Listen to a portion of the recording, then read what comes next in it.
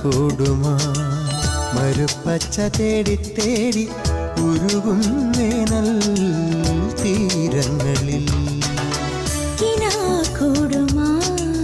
മരുപ്പച്ച തേടി തേടി ഉരുകും വേനൽ തീരങ്ങളിൽ തളരുന്ന നേരം കരുത്തേകുവാൻ പാതയമായി പൊഴിയും ദൈവസ്നേഹത്തിൻ ജീവാമൃതം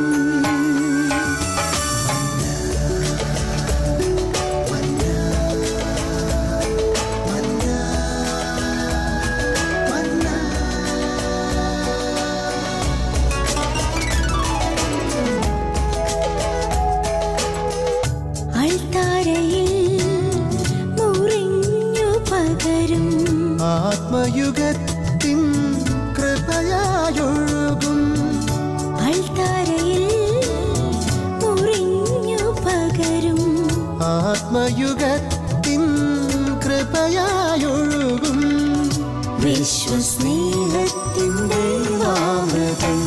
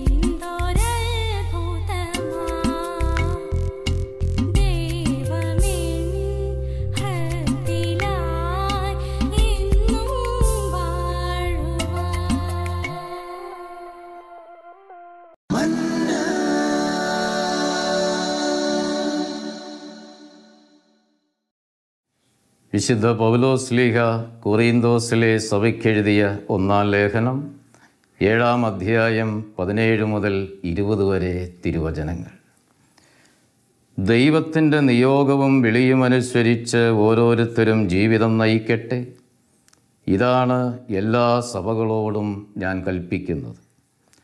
ആരെങ്കിലും ദൈവവിളി സ്വീകരിക്കുമ്പോൾ പരിച്ഛേദനം ചെയ്യപ്പെട്ടിട്ടുണ്ടെങ്കിൽ അതിൻ്റെ അടയാളങ്ങൾ മാറ്റാൻ ശ്രമിക്കേണ്ട. ആരെങ്കിലും വിളി സ്വീകരിക്കുമ്പോൾ പരിച്ഛേദനം ചെയ്യപ്പെട്ടിട്ടില്ലെങ്കിൽ പിന്നെ പരിച്ഛേദനം ചെയ്യേണ്ടതില്ല.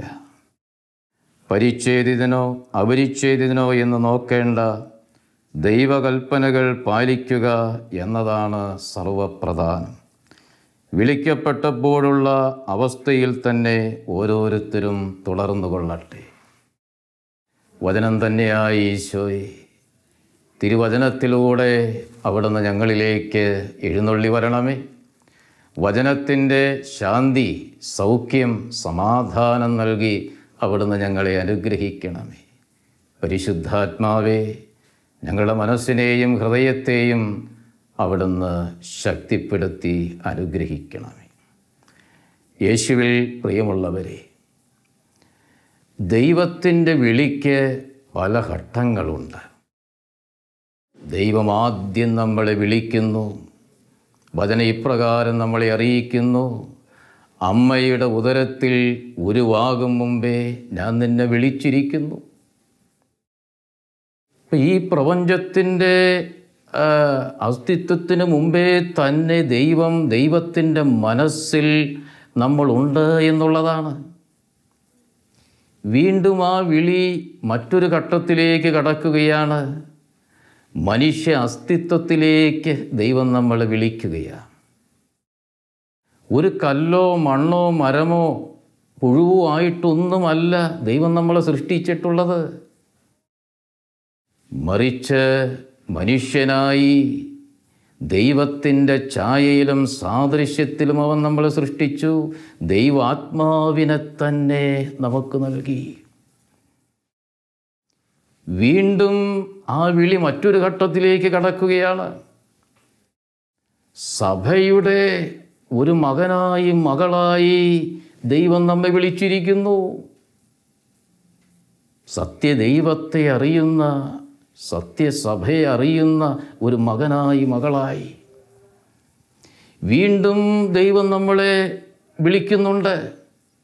അതായത് സ്വർഗമാകുന്ന ആത്യന്തിക ലക്ഷ്യത്തെ പ്രാപിക്കുവാൻ വേണ്ടി ഈ ലോക ജീവിതത്തിൽ ഞാൻ തിരഞ്ഞെടുക്കുന്ന ജീവിതാന്തസ് എൻ്റെ ശുശ്രൂഷ മേഖല. അപ്പോൾ ഓരോ മകനെയും മകളെയും ദൈവം ഈ ഭൂമിയിലേക്ക് പറഞ്ഞു വിടുമ്പോൾ ഒരു ജീവിതാന്തസ് നൽകിയാണ്.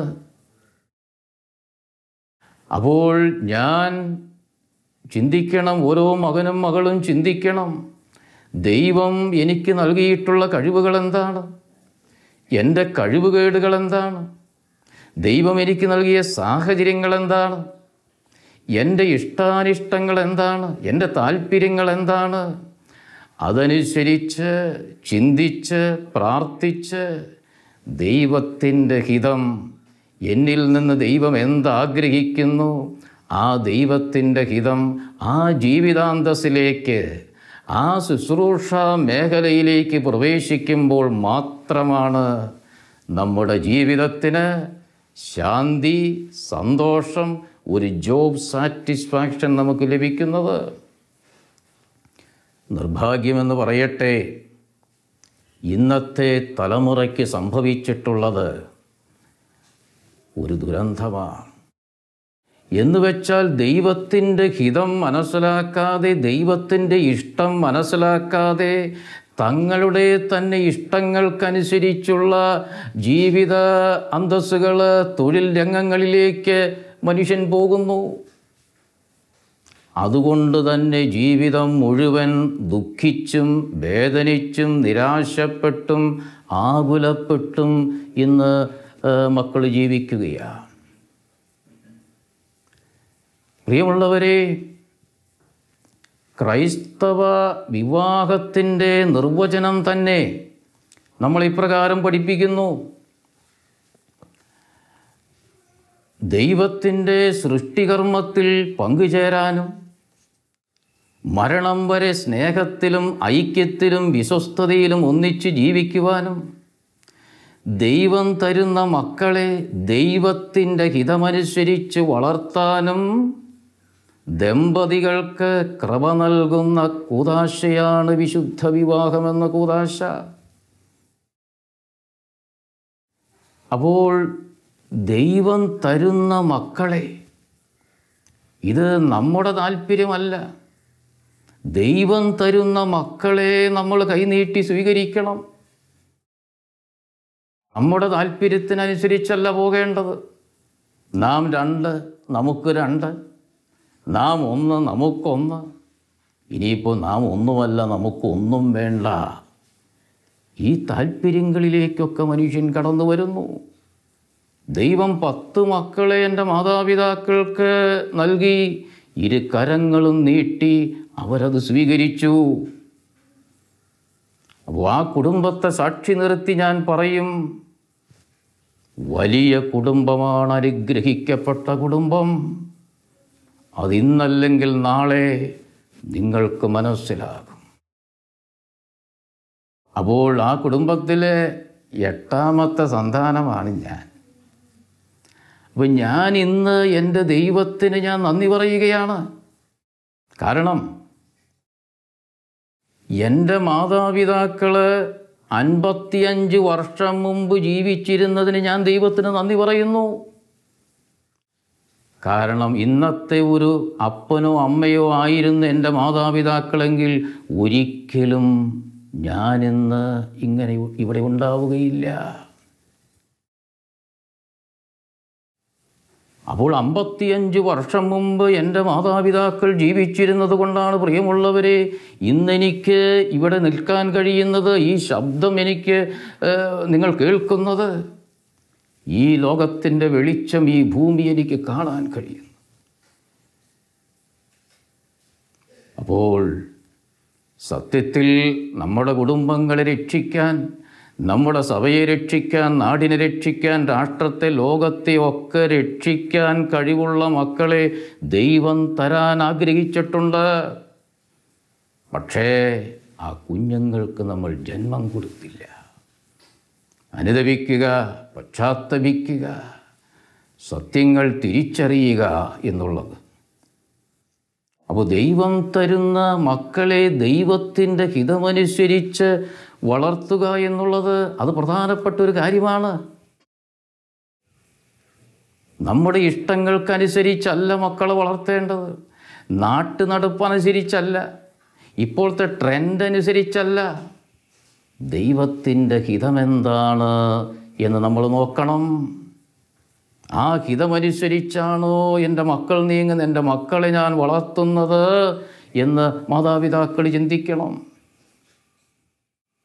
അപ്പോൾ പ്രിയ മക്കളെ, നമ്മുടെ ജീവിതാന്തസ്, നമ്മുടെ ശുശ്രൂഷ മാതാപിതാക്കളല്ല തിരഞ്ഞെടുക്കേണ്ടത്. നമ്മൾ പ്രാർത്ഥിച്ച് ചിന്തിച്ച് ദൈവത്തിൻ്റെ ഹിതം നമ്മൾ തിരഞ്ഞെടുക്കണം. മാതാപിതാക്കൾ അതിന് സപ്പോർട്ട് നൽകട്ടെ, അവരതിനു വേണ്ടി പ്രാർത്ഥിക്കട്ടെ, അതിൻ്റെ സാഹചര്യങ്ങൾ ഒരുക്കട്ടെ.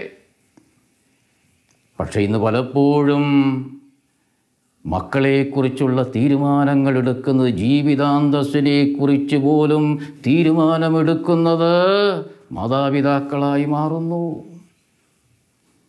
അവരുടെ ഇഷ്ടങ്ങൾക്കനുസരിച്ച്.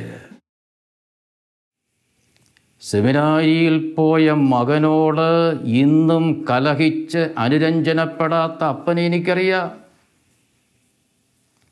മകൾ മഠത്തിൽ പോകണമെന്ന് പറഞ്ഞപ്പോൾ, നീ മഠത്തിൽ പോയാൽ ഞാൻ വീട്ടിൽ നിന്ന് പുറപ്പെട്ടു പോകുമെന്ന് പറഞ്ഞ അമ്മയെ എനിക്കറിയാം.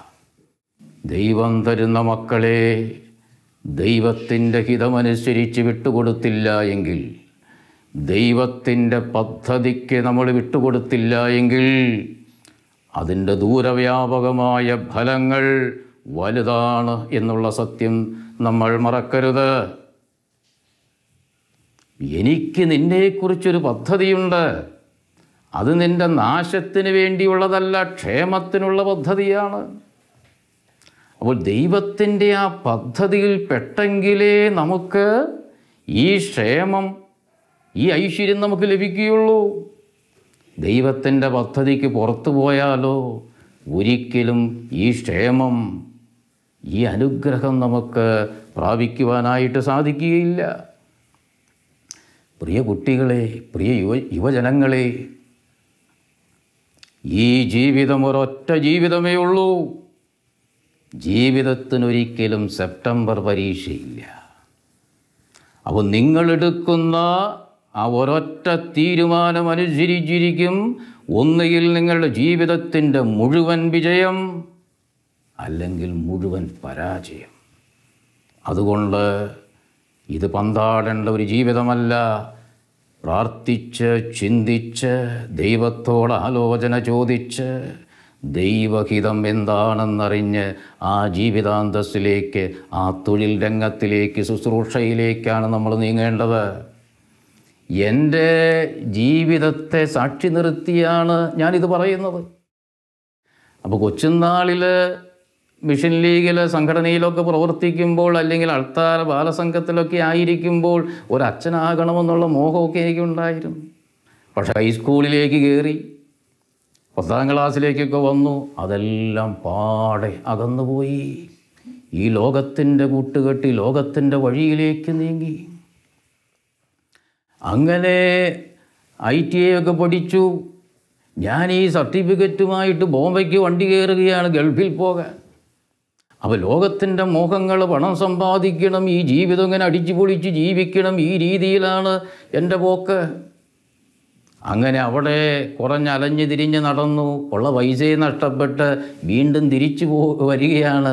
എനിക്ക് പുറത്തേക്ക് പോകാൻ സാധിക്കുന്നില്ല, ഓരോരോ തടസ്സങ്ങൾ.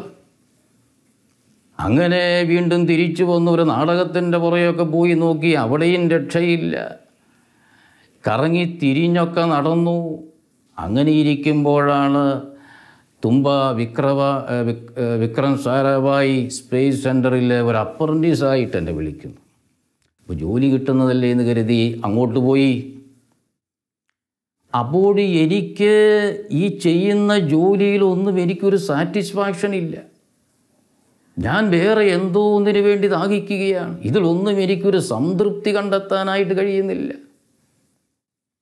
എങ്കിലും ഈ ജോലി സ്ഥിരപ്പെട്ട് കിട്ടാൻ വേണ്ടിയുള്ള എൻ്റെ പരിശ്രമമാണ്. പിന്നെ ഞാൻ താമസിക്കുന്നത് വെട്ടുകാട് ക്രിസ്തുരാജ ചർച്ചിൻ്റെ അടുത്തുള്ളൊരു ലോഡ്ജിലാണ്. അപ്പോൾ ഞാൻ ആ ചർച്ചിലേക്ക് നോക്കുകയാണ്. പരിസരത്തേക്ക് ധാരാളം ആളുകൾ ക്രിസ്തുരാജ രൂപത്തിൻ്റെ മുമ്പിൽ വന്ന് പ്രാർത്ഥിക്കുന്നു. അവരനുഗ്രഹങ്ങളൊക്കെ പ്രാപിച്ചു പോകുന്നുണ്ട്. അപ്പോൾ എൻ്റെ മനസ്സിൽ ഞാൻ ചിന്തിക്കുകയാണ്, അപ്രൻറ്റീസ് കഴിഞ്ഞ് ജോലി സ്ഥിരപ്പെട്ട് കിട്ടണം, അതിനു വേണ്ടി സ്വാർത്ഥപരമായിട്ട് ഞാനും പ്രാർത്ഥിക്കുക. അങ്ങനെ ഏതാനും മാസങ്ങൾ കഴിഞ്ഞ് ഞാൻ ഒറ്റയ്ക്ക് ക്രിസ്തുരാജ രൂപത്തിൻ്റെ മുമ്പിൽ പ്രാർത്ഥിക്കുമ്പോൾ, പ്രിയമുള്ളവരെ, ഞാനൊരു ശബ്ദം കേൾക്കുകയാണ്. മകനെ, നിൻ്റെ വഴി ഇതല്ല, നിൻ്റെ വഴി ഇതല്ല, നിൻ്റെ വഴി ഇതല്ല. അപ്പം ഞാൻ ചുറ്റും തിരിഞ്ഞു നോക്കുന്നുണ്ട്, ആരെയും ഞാൻ കാണുന്നില്ല. അപ്പോൾ ഇതാ എൻ്റെ മനസ്സിലേക്ക് ഞാൻ ഈ 22 വയസ്സ് വരെ കടന്നുപോയ വീഥികൾ, അവസ്ഥകൾ, ഇതെല്ലാം എൻ്റെ മനസ്സിലേക്ക് ഒരു ചലച്ചിത്രം പോലെ കടന്നു വരികയാണ്. അവിടെ ഒന്നും എനിക്ക് നിലനിൽക്കാൻ കഴിയാത്ത, സന്തോഷമില്ലാത്ത അവസ്ഥകൾ. അപ്പോൾ എൻ്റെ കൊച്ചുനാളിലുള്ള ഈ ആഗ്രഹം, ഈ ദൈവവിളിയുടെ ആഗ്രഹം എൻ്റെ മനസ്സിലേക്ക് കടന്നു വരികയാണ്. പ്രിയമുള്ളവരെ, ആ നിമിഷം, ആ നടയിൽ വെച്ച് ഞാനൊരു തീരുമാനമെടുക്കുകയാണ്. ഇനി എൻ്റെ ജീവിതം, ഇനി കർത്താവിന് വേണ്ടി. പിറ്റേ ദിവസം ഞാൻ രാജിക്കത്തും എഴുതിക്കൊടുത്ത് ഞാൻ തിരിച്ച് നാട്ടിലേക്ക് വരികയാണ്. അങ്ങനെ 22ാമത്തെ വയസ്സിലാണ് ഞാൻ സെമിനാരിയിൽ ഞാൻ ചേരുന്നത്. അപ്പോൾ ഇന്നെനിക്ക് മനസ്സിലായി, എൻ്റെ ദൈവവിളി ഞാൻ കണ്ടെത്തി, എൻ്റെ ജീവിതാന്തസ് ഞാൻ കണ്ടെത്തി. അല്ലെങ്കിലോ ഞാനിത് കണ്ടെത്താതെ ഞാൻ പോയിരുന്നുവെങ്കിൽ എവിടെയെങ്കിലും തട്ടിത്തകർന്നെൻ്റെ ജീവിതം നശിച്ചു പോയേനെ. ഇന്നെനിക്ക് മനസ്സിലായി, ഇതാണ് എൻ്റെ ദൈവവിളി. അപ്പോൾ ഇന്ന് എനിക്ക് സന്തോഷമുണ്ട്. ഈ ജീവിതം ജീവിതയോഗ്യമാണ്. ഇത് നശിപ്പിക്കേണ്ടതല്ലല്ലോ, ഇത് ദൈവത്തിൻ്റെ ദാനമാണല്ലോ. എനിക്ക് എൻ്റെ ശുശ്രൂഷയിൽ എനിക്ക് സന്തോഷിക്കാൻ കഴിയുന്നു. പ്രിയമുള്ള മക്കളെ, നമ്മൾ ചിന്തിക്കുക. അപ്പോൾ ഇപ്പോഴുള്ള നമ്മുടെ ഈ ജീവിതത്തിൽ, ഈ ജീവിതാന്തസ്സിൽ നമ്മൾ സംതൃപ്തരല്ല എങ്കിൽ നമ്മൾ ചിന്തിക്കണം, ദൈവത്തിൻ്റെ ഹിതം ഞാൻ അറിഞ്ഞിട്ടുണ്ടോ? ദൈവത്തിൻ്റെ ഹിതമനുസരിച്ചുള്ള ഒരു ജീവിതാന്തസ്സാണോ ഞാൻ തിരഞ്ഞെടുത്തിട്ടുള്ളത്? ദൈവഹിതമനുസരിച്ചുള്ള ഒരു ശുശ്രൂഷയാണോ, ജോലി രംഗമാണോ ഞാൻ തിരഞ്ഞെടുത്തിട്ടുള്ളത് എന്ന് നമ്മൾ ചിന്തിക്കണം. ഒരുപക്ഷെ നമുക്കിനിയും സമയമുണ്ട്.